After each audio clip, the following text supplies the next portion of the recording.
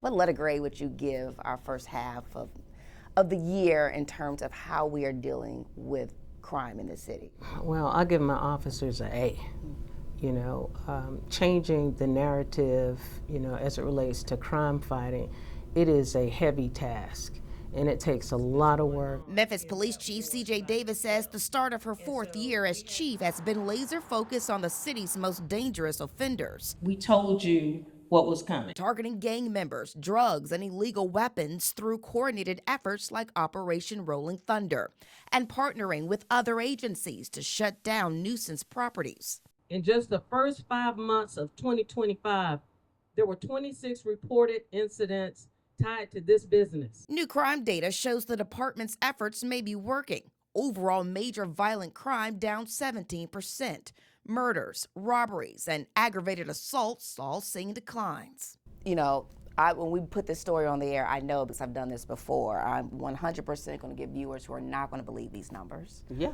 Who are going to say, I don't know where they're getting these numbers from, but that's not what it's looking like in my community. Yeah, well, and I believe those are going to be the people that no matter what, even if those numbers go down maybe another 20%, they may not, especially if they continue to see it. People believe what they see. If they can continue to see, on social media, some of the same things that are happening over and over again, they can take one incident and they see it on 5 different channels all week long, they're going to believe that crime is still a problem in our city. So, what our community members are exposed to, that helps to shape their perception. The drop in reported crimes comes after a record-breaking 2023 that saw nearly 400 homicides and 35 to 40 cars stolen each day.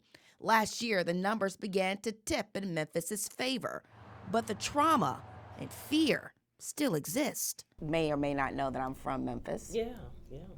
And I'll tell you this, there was a time when I would not drive downtown, or I was very thoughtful about the time of day I was going.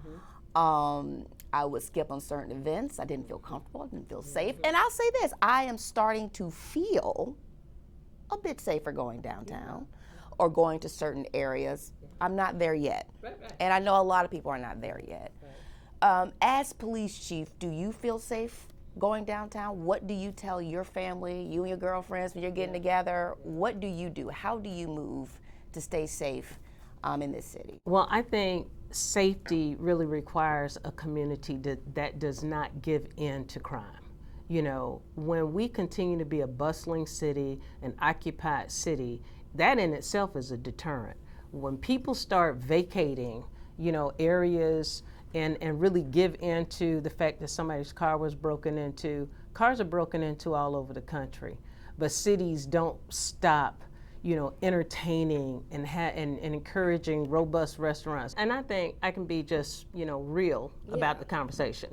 We still have crowds of people that come downtown on weekends and go to our restaurants and enjoy Tom Lee Park and have white parties. And they have not given into the narrative of the perception of crime is just so bad. And a lot of our community members, they travel. They know that crime is prevalent in other cities.